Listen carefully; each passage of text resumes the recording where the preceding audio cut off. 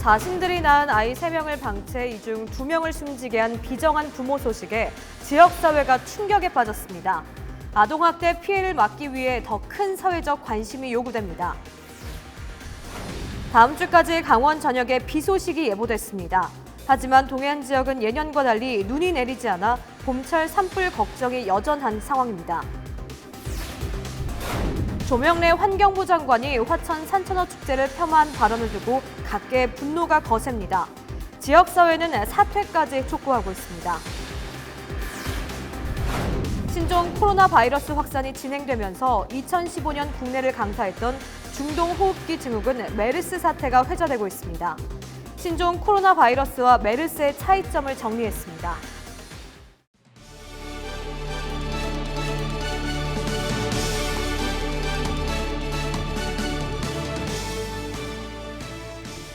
여러분 안녕하십니까? 헬로티비 뉴스 강원입니다.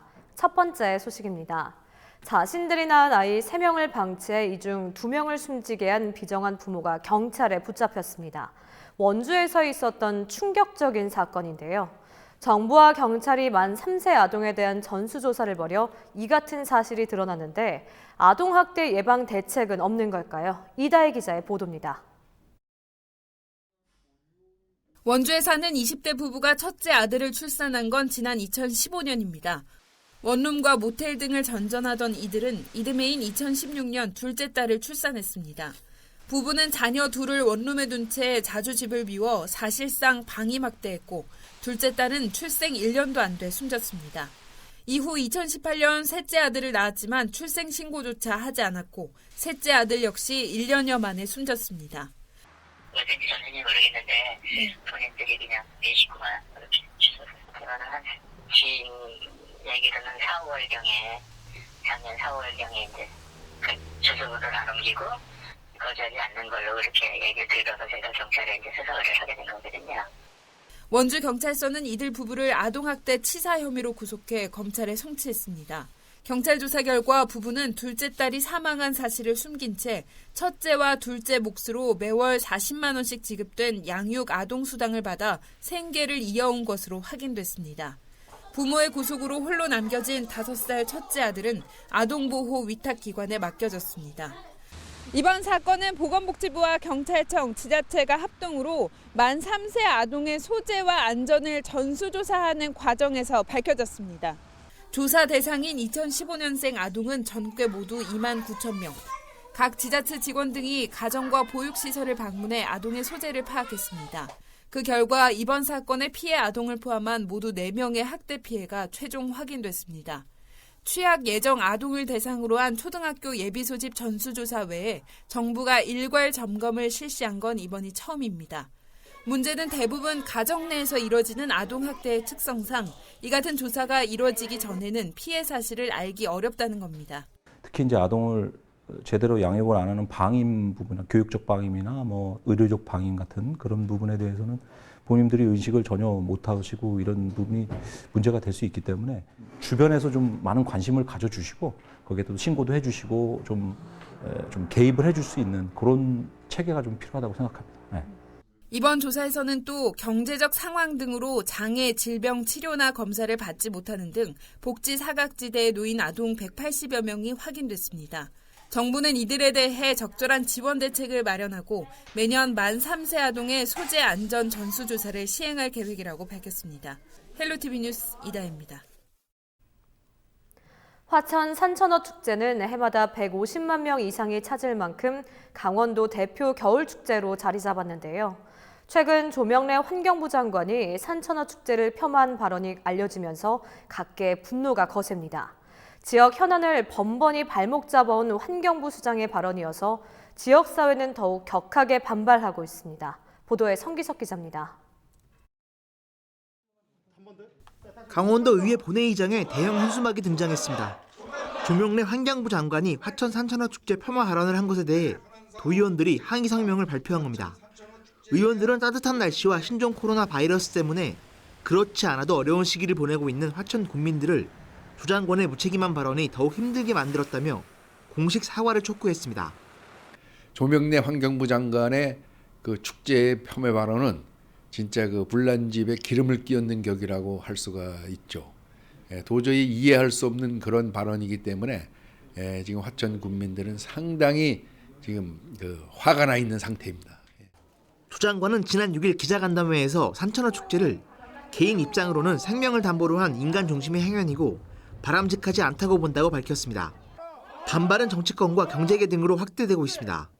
강원도 시군 번영의 연합회는 환경부 수장의 편향된 생각이 강원도 지역 경제를 파탄내고 있다며 조 장관의 사퇴까지 촉구하고 나섰습니다. 화천군 지역사회단체들도 12일 반대 집회를 갖고 조 장관의 공식 사과와 사퇴를 촉구했습니다. 공직을 맡고 있는 그 고위 장관으로서 개인적인 생각을 가지고 국민의 그 생존권이나 이런 거를 무시하고 말살해버리고 이런 거는 사실은 말이 안 되는 얘기죠. 도민들이 더욱 격하게 반발하는 것은 그동안 환경부가 지역 현안을 번번이 발목 잡아왔기 때문입니다. 지난해 설악산 오색 케이블카 사업에 제동을 건 것과 정선 가리왕산 복원 문제로 강원도와 갈등을 겪고 있는 주체도 모두 환경부입니다.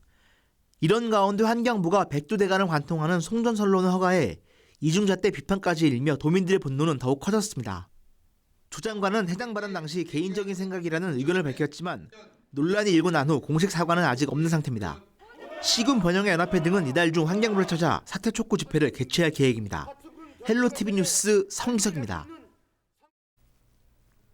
입춘도 지나고 강원도 전역에 반가운 단비가 내리고 있습니다. 이 비는 다음 주까지 이어질 전망인데요. 영동 지역에는 일주일 가까이 이어지던 건조특보는 해제됐지만 봄철 산불 걱정은 여전하다고 합니다. 예년과 달리 겨울철에 많은 눈이 내리지 않기 때문인데 산림당국도 예의주시하고 있습니다. 박건상 기자의 보도입니다.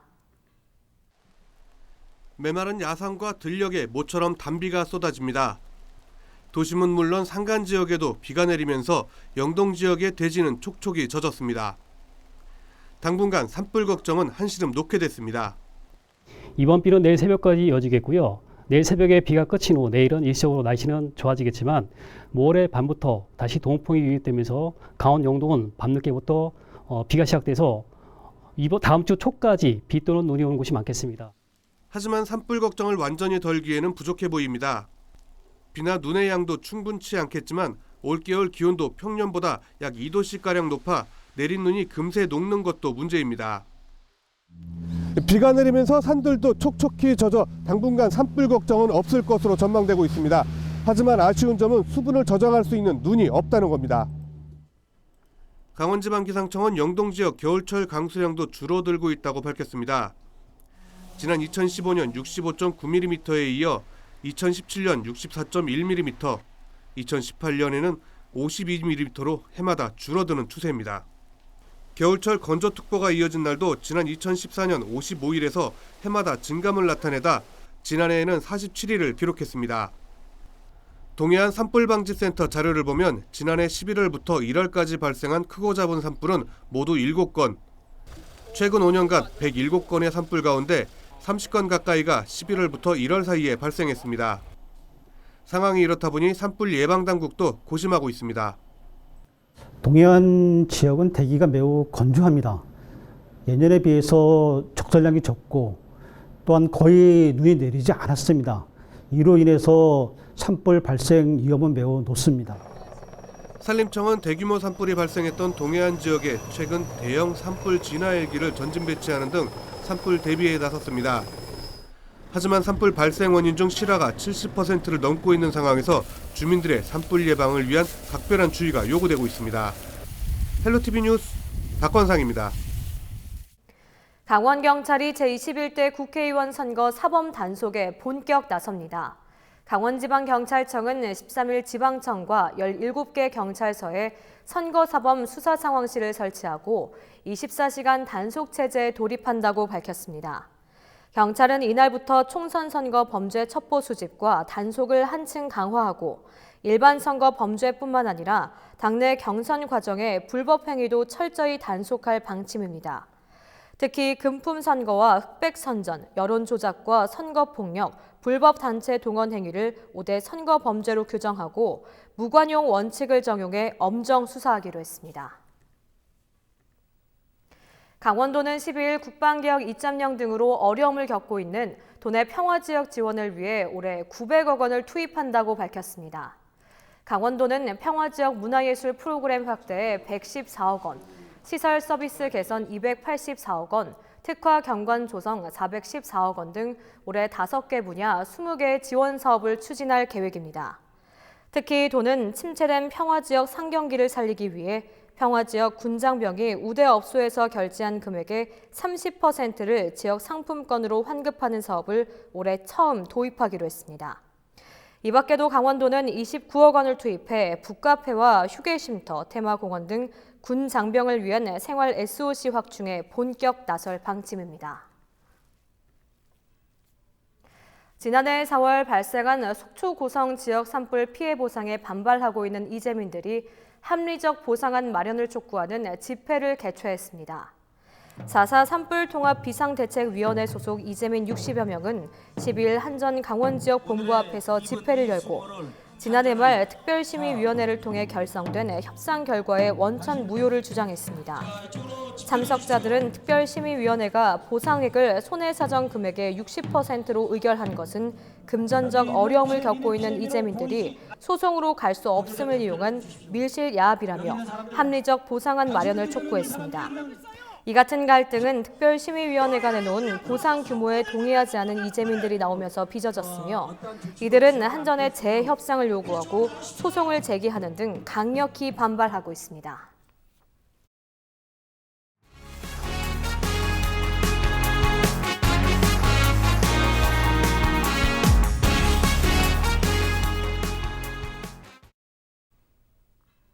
요즘 하루가 다르게 코로나19 누적 확진자와 사망자 수가 불어나고 있는데요.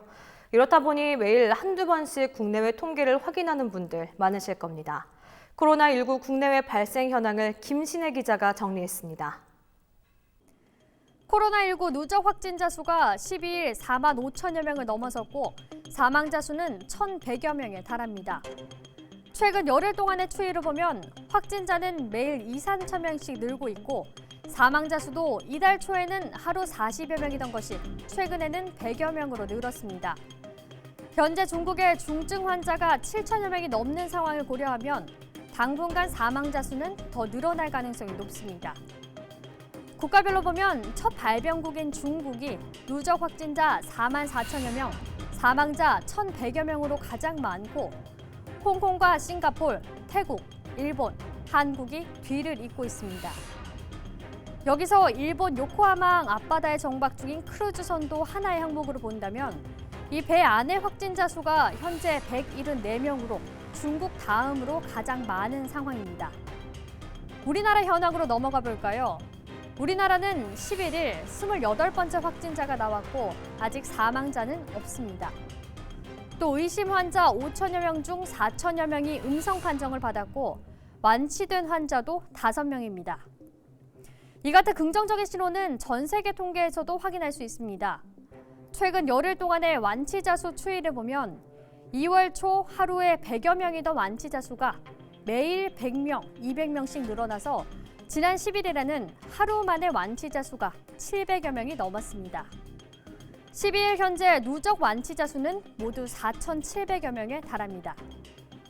안타깝게도 사망자나 중증 환자 수도 여전히 많긴 하지만 앞으로 눈에 띄는 긍정적인 변화도 계속해서 이어지길 기대해보겠습니다. 헬로티비 뉴스 김신혜입니다. 신종 코로나 바이러스 확산이 진행되면서 2015년 국내를 강타했던 중동 호흡기 증후군 메르스를 떠오르시는 분들 많으실 텐데요. 이번 신종 코로나 바이러스와 메르스 어떤 차이가 있을까요? 홍승현 기자가 정리했습니다. 12일 기준 국내 신종 코로나 바이러스, 일명 코로나19 확진자는 모두 28명인데요. 지난 2015년 집단 감염 사태를 일으켰던 중동 호흡기 증후군 메르스와는 어떤 차이가 있는지 비교해 보겠습니다. 먼저 확진자 현황입니다. 국내 코로나 바이러스 확진 환자가 처음 나온 건 지난달 20일입니다. 벌써 22일이 지났는데요. 메르스는 같은 기간 국내에서 122명이 감염됐고 그중에 10명이 사망했습니다. 메르스 전체 수치로 비교해 보겠습니다. 유달리 국내 피해가 컸는데요. 당시 전 세계 확진자는 2,494명, 국내 감염자는 186명으로 발생 국가인 사우디아라비아에 이어 전 세계에서 두 번째로 많았습니다. 치사율 차이 확인해 보겠습니다. 전 세계 신종 코로나 바이러스의 치사율은 2.48%로 집계되는데요. 사망자의 99%는 중국에서 나왔습니다. 반면 메르스의 전체 치사율은 34.4%로 치사율에서 엄청난 차이를 보인 겁니다. 메르스와 신종 코로나 바이러스 차이, 전문가들은 어떻게 분석하고 있을까요? 사망률과 관련해서는 신종 코로나 바이러스가 이제 우한이나 이런 데서는 4% 내외, 우한 이외의 지역에서는 0.1% 정도로 이제 낮은 상태인데, 메르스 같은 경우에는 이제 2015년에 우리나라에서 한 20%, 그다음에 중동에서 한 40% 정도 나오기 때문에 사망률은 메르스가 훨씬 높습니다. 그러니까 신종 코로나 바이러스 감염에 대해서 고민해야 될 바는, 이게 이제 지역사회 내에서 아주 대규모의 발생이 되게 되면 어느 의료체계를 감당하기 어렵다는 건데요. 현재로서는 이제 그런 지역사회 감염을 예방을 해야 사망률도 이제 사망자도 발생하지 않게 하는 중요한 의미가 있습니다. 이번엔 전파력을 비교해 보겠습니다.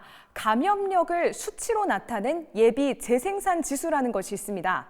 세계보건기구가 감염자 한 명이 몇 명에게 바이러스를 옮기는지 전염력을 수치로 나타낸 건데요. 신종 코로나 바이러스는 이 수치가 1.4에서 2.5로 추정되고 있습니다. 반면 메르스는 0.9입니다.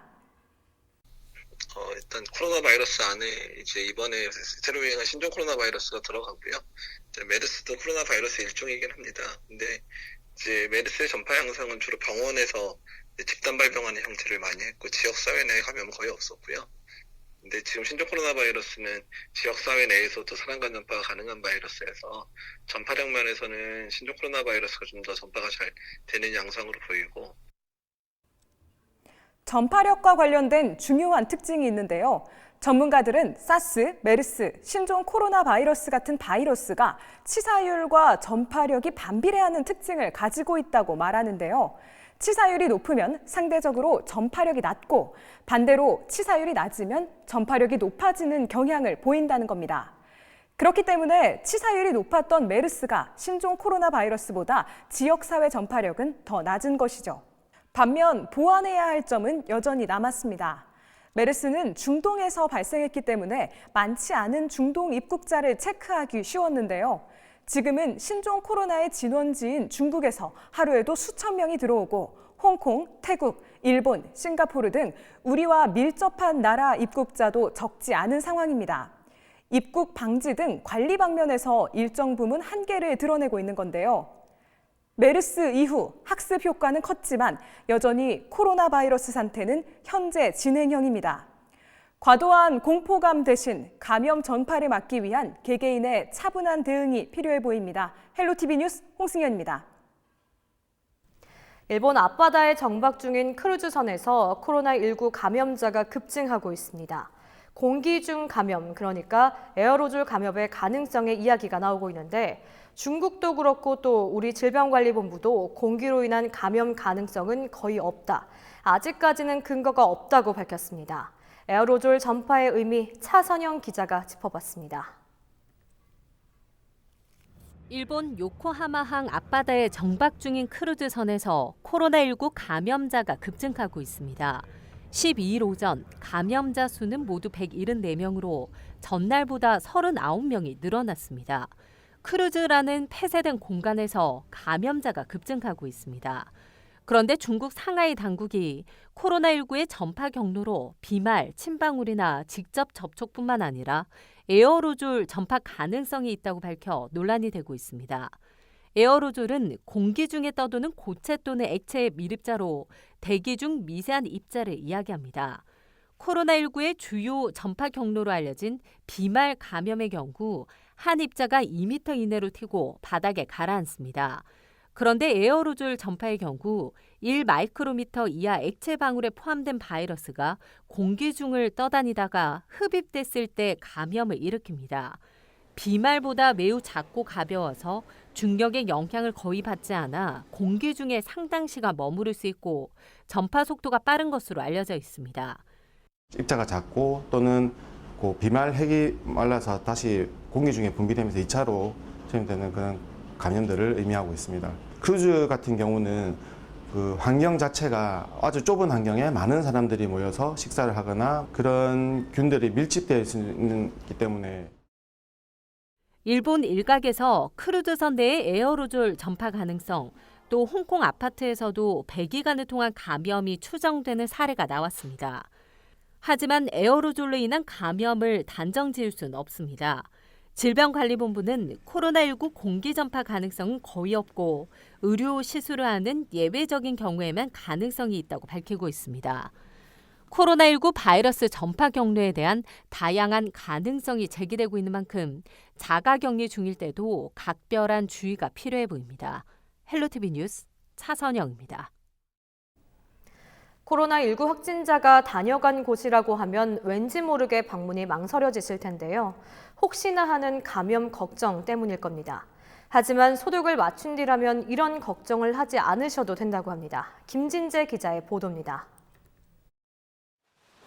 마트 앞에 늘어선 쇼핑카트들. 방문객이 한창 붐벼야 할 평일 낮 시간이지만 한산한 모습입니다. 이달 초 코로나19 확진자 동선으로 확인돼 임시 휴업에 들어갔던 마트와 영화관 등이 문을 열었지만 혹시나 하는 불안감에 시민들의 발길이 끊긴 겁니다. 특히 일부 시설의 경우 확진자 방문지로 알려진 뒤 여전히 휴업 상태를 유지하는 곳도 있습니다. 아니 원래 이제 어디가 점심때쯤에는 오시는데 계속 축구를 하시는 것 같았어요. 네, 상황은 확진자가 다녀간 곳의 주변 상권도 마찬가지입니다. 평일 점심이면 방문객들로 붐비던 이곳 전통시장 거리도 지금은 한산해진 모습입니다. 엄청나게 많이 줄었다고 보시면 됩니다. 평균 하루 유동인구 한 3만 명 정도 되는데 아마 반절 정도는 줄었다고 보시면 될 것 같습니다. 혹시 모를 감염 걱정에 시민들이 외출 자체를 꺼리고 있는 겁니다. 하지만 전문가는 확진자가 다녀갔다 하더라도 방역을 마친 뒤라면 안전하다고 이야기합니다. 물건이나 이런 데 묻어 있을 때 바이러스 같은 경우에는 생존 시간이 수시간 이내로 알려졌기 때문에 그에 대해서는 조금 안심하셔도 될 것 같습니다. 가장 중요한 것은 손위생입니다. 그래서 손을 항상 자주 씻으시고 적절한 방법으로 씻으시는 게 중요하고요. 시민들의 감염 우려에 지자체는 대중교통과 전통시장 등 주요 시설에 대한 소독을 강화하고 있는 상황. 코로나19 확산 방지에 총력을 다하던 지자체가 이제는 시민들의 막연한 불안감을 해소하기 위한 대책 마련에 나서고 있습니다. 헬로티비 뉴스 김진재입니다.